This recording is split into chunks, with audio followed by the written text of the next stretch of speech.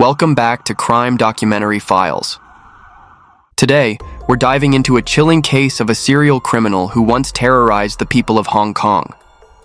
This is the story of the infamous Tuen Mun monster, Lam Kwok-Wai. During late-night hours, he roamed the public housing estates of Tuen Mun, preying on women returning home late.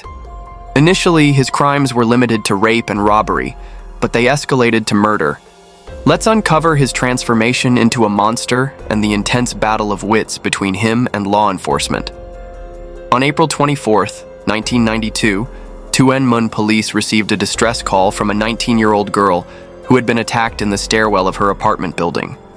Like many other Tuen Mun residents, she worked in Kowloon due to the lack of job opportunities in Tuen Mun. Working late-night shifts meant she often finished work in the early morning hours. At that time, public transportation wasn't as developed as it is today, and there were no night buses. As a result, she relied on taxis to get home. That fateful night was no different. At around 4 a.m., she returned to the Ming building in Yao Oi village, Tuen Mun. As she was about to enter the security door, a strange hand suddenly pushed it open. Before she could see the person's face, she was quickly grabbed from behind, strangled, and dragged out of the elevator. She was taken to the emergency stairwell and assaulted there. After committing his heinous act, the attacker stole all her belongings. The attack happened so quickly and unexpectedly that the victim couldn't see the perpetrator's face. At that time, the police had no leads and could only escort her to Tuen Mun Hospital for a checkup. Fortunately, biological evidence from the attacker was found on the victim. Although DNA technology was available at the time, there was no database to compare the sample, making it impossible to identify the perpetrator. The police preserved the DNA sample, but without further evidence, they were unable to proceed. While rape cases weren't uncommon during that period, most attackers chose secluded or hidden areas for their crimes. Committing such a bold act in an elevator was highly unusual. However, aside from the DNA evidence, the police had no other leads. They could only increase patrols and hope for a breakthrough. As time passed, the case was largely forgotten, dismissed as a typical assault case. But no one could have predicted that this was merely the beginning of a nightmare for the people of Hong Kong. 2 months later, on June 26, 1992, another distress call was made to Tuen Mun police. The victim, a nightclub photographer living in Tai Hing Village, Tuen Mun, had been attacked in a similar manner. Like the first victim, she had taken a taxi home after finishing her night shift. Around 4 a.m., she was dragged out of the elevator and assaulted. This time, the attacker was even bolder, committing the crime in a dark corner of the main lobby instead of the emergency stairwell. As with the previous case, the police found limited clues about the perpetrator. Less than 2 months later, on August 22, 1992, a third similar incident occurred in Tuen Mun, near Tam Lee Lai Fan High School.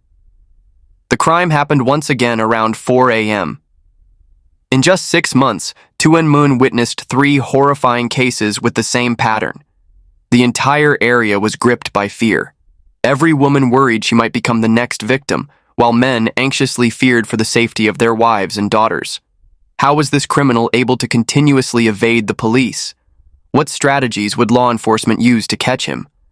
The only concrete evidence from all 3 cases was the DNA sample found on the victims. Although it couldn't directly identify the attacker, DNA testing confirmed that the same person was responsible for all 3 crimes. Through analysis, the police noticed several distinct patterns in the perpetrator's behavior. The attacks occurred exactly 2 months apart and around 4 a.m. each time. April 24th, 4 a.m., June 26th, 4 a.m., August 22, 4 a.m. Given this pattern, police predicted the next attack would occur in late October, also at 4 a.m. Although the perpetrator always strangled the victim so that his face could not be seen clearly, through investigation, the police were still able to draw out important characteristics. All victims had long hair, suggesting the attacker targeted women with this feature. His familiarity with Tuen Mun's layout indicated he was likely a local resident. Crime scenes were conveniently located near parking areas, and the perpetrator swiftly used stolen ATM cards at distant locations, implying he drove a car. Victims described him as 5 feet 5 inches to 5 feet 7 inches tall with a muscular build. The injuries suggested he was right-handed with considerable strength. Using these insights, the police deployed a newly introduced supercomputer to assist in narrowing down suspects. In parallel with the search for the perpetrator, the police also increased patrols in the area. However, the people lost faith in the authorities. They organized themselves into self-defense teams to patrol. To ensure safety and avoid criminals from mixing in, each member had to undergo a thorough background check and was equipped with sticks and helmets for self-defense when necessary. With a crime cycle of every 2 months, everyone predicted that the perpetrator would strike at the end of October. The question was whether the police would find him in time before the next case occurred, and would the civil defense team be able to stop this criminal? As October entered, a tense atmosphere covered every corner of Tuanmun, especially at the end of the month. However, surprisingly, there were no rapes reported throughout the month. By November, the tension gradually eased and people thought that life would return to peace. But the peace was short-lived. On December 3rd, the police received a report from a woman who had been attacked at Hing Ping building in Tai Hing village. Just half a month later, on December 28th, another victim at Oi Tak building in Yao Oi village reported a similar incident. This was the first time the perpetrator had committed a crime twice in the same month. Panic gripped the community, while the police were under heavy pressure as 9 months had passed and 5 cases had yet to find any clues about the perpetrator. In response, the police decided to deploy a new plan, which was to send 3 female police officers with similar characteristics to the previous victims, long hair, heavy makeup, and sexy clothes, to patrol at dawn in residential areas such as Yao Oi Village, Tai Hing Village, and Kin Sang Village, in order to lure the perpetrator out. However, the police faced a major challenge. The perpetrator is extremely dangerous with extraordinary strength, often using a chokehold to control the victim. If he suddenly attacks or discovers that this is an undercover police officer, he can take the life of the female police officer in just a few seconds. Therefore, ensuring the safety of the undercover officer is a matter of life and death. In addition, this criminal is extremely cautious, only attacking in completely deserted places. If someone is following him, he will easily recognize him. The police are in a dilemma. One side must protect the lives of the female police officers. The other side cannot reveal the presence of the security force. After much deliberation, they came up with a 3-pronged plan. First, the female police officers were thoroughly trained in special self-defense techniques. Next, they were given a special cream to apply to their necks to help them escape the killer's stranglehold. Finally, more police officers were placed under the guise of passers-by, dating couples or taxi drivers to provide covert protection from a distance. However, this tactic did not bring the desired results. After 2 months of continuous deployment, they still could not lure the perpetrator to act. What the police did not expect at that time was that no matter how hard they tried, they could not lure him, because this criminal had his own method of choosing his prey. On February 24, 1993, just 2 months after the previous case, the perpetrator raised his crimes to a new level: murder. Unlike previous times, this time he did not rape the victims, but directly murdered them, then left biological traces on the bodies. Notably, the victims were no longer young girls like before, but a 50-year-old housewife. Through this incident, the police realized something worrying. Normal crimes no longer satisfied the perpetrator. He had escalated to the level of murder, and there may be many more victims who will lose their lives at the hands of this devil. Despite the widespread panic, the police were at a disadvantage. The citizens had no choice but to continue expanding their militia and increasing patrols. These efforts seemed to be paying off when one night, the militia heard a woman's desperate cries for help. They rushed to the scene, rescued the victim, and apprehended the attacker. The militia immediately notified and handed over the suspect to the police.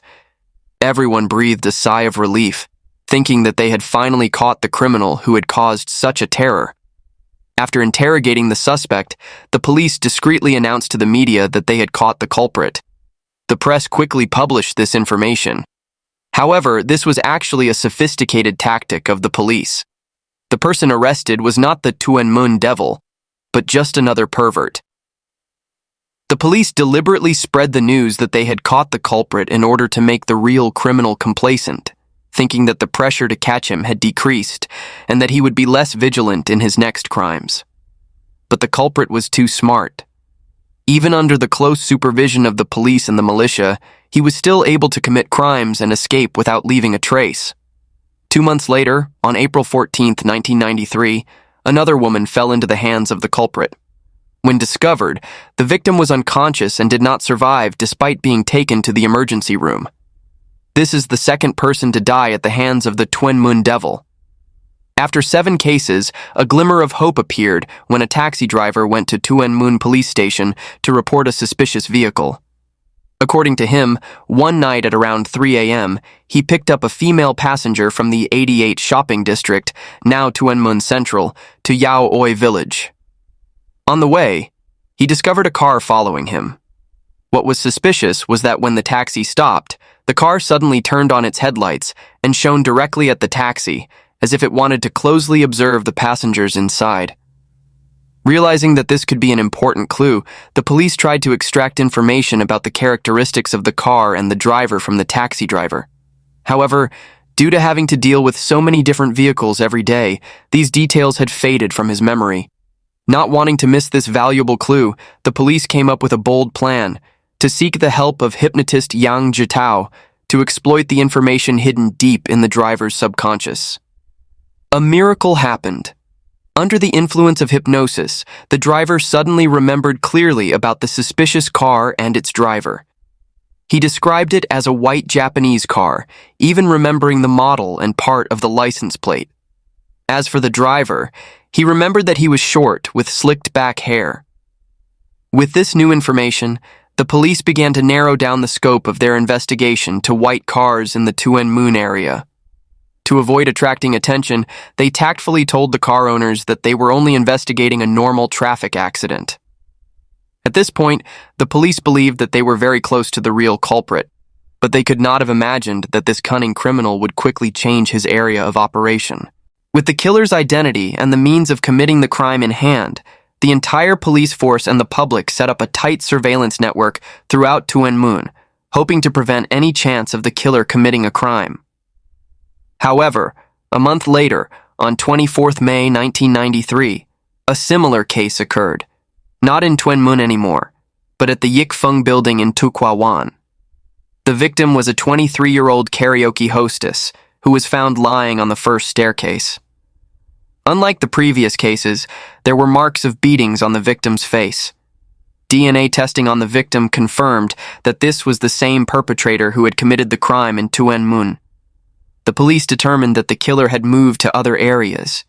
The panic from Tuen Mun spread throughout Hong Kong as people feared that the killer would act as a guerrilla and commit random crimes in other areas.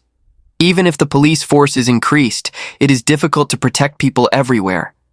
After more than a year since the first case, the perpetrator has committed at least 8 crimes and taken 3 lives. So who is this dangerous person? On August 5, 1993, just 2 months after the previous case, a ray of hope suddenly appeared when the police received a new report.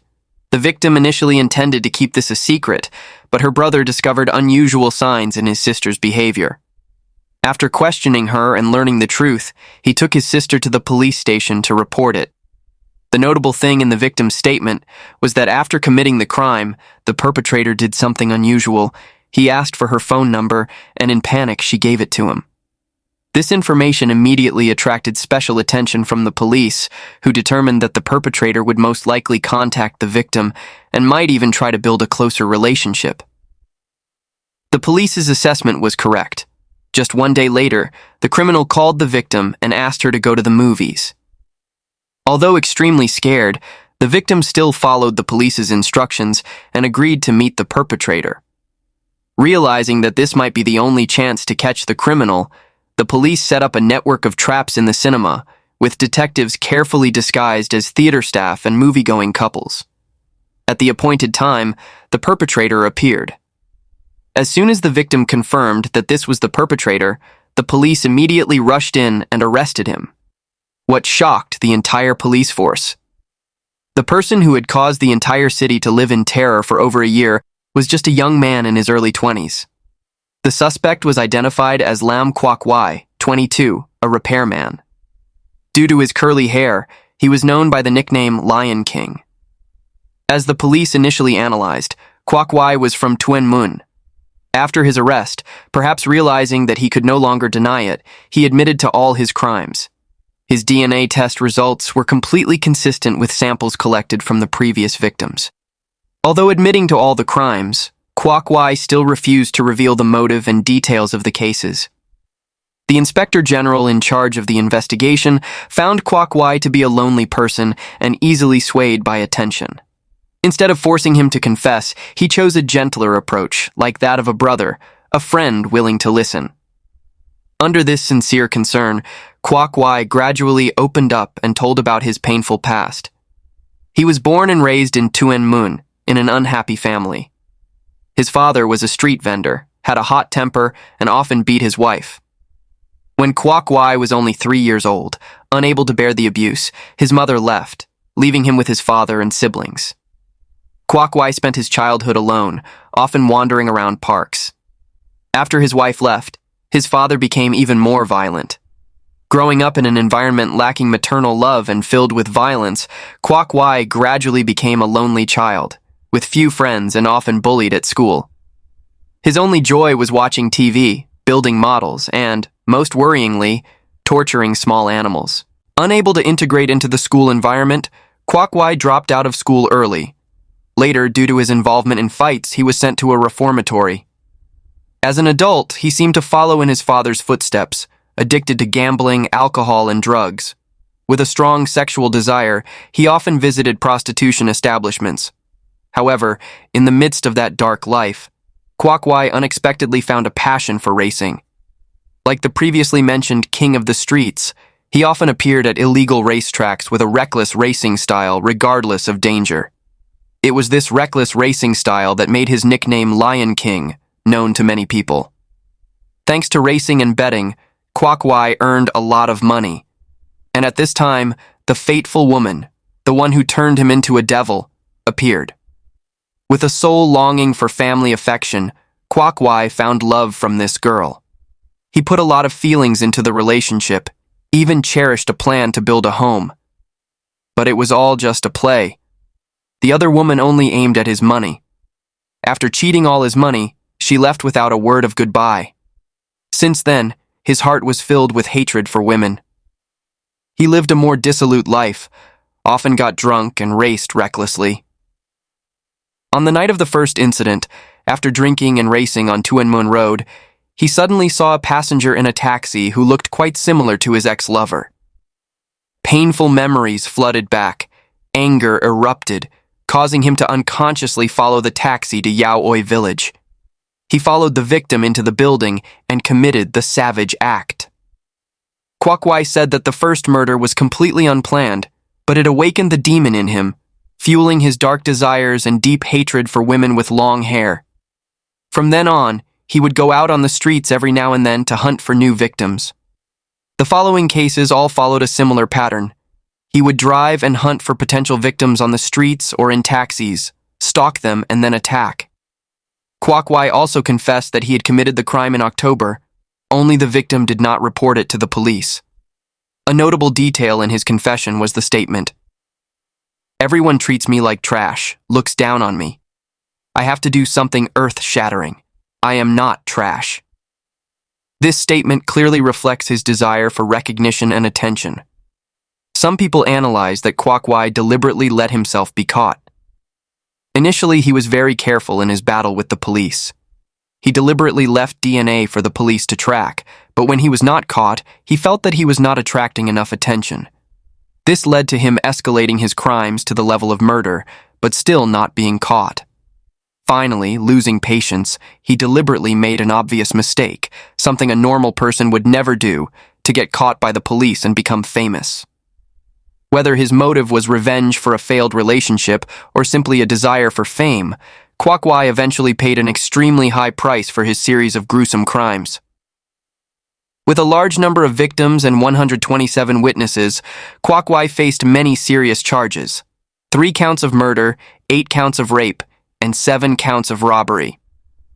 Although the trial was scheduled to last 2 months because Kwok-Wai pleaded guilty, except for the 3 counts of murder, the trial lasted only 5 days, an extremely short time for such a complex case. The final sentence for Kwok-Wai was extremely severe: 3 counts of murder, 1 life sentence each, 8 counts of rape, 1 life sentence, 7 counts of robbery, 7 years in prison, a total of 4 life sentences, all to be served concurrently. The investigator especially noted the courage of the last victim. Despite being extremely frightened, she courageously followed the police's instructions, willing to face the person who caused her nightmares again to help capture him. Through many cases and discussions with psychological experts, a common point is that most criminals have unhappy childhoods. Whether these stories are true or just excuses to reduce the crime, it also shows the importance of building a healthy family environment. For lucky people, a happy childhood will be a baggage for the rest of their lives.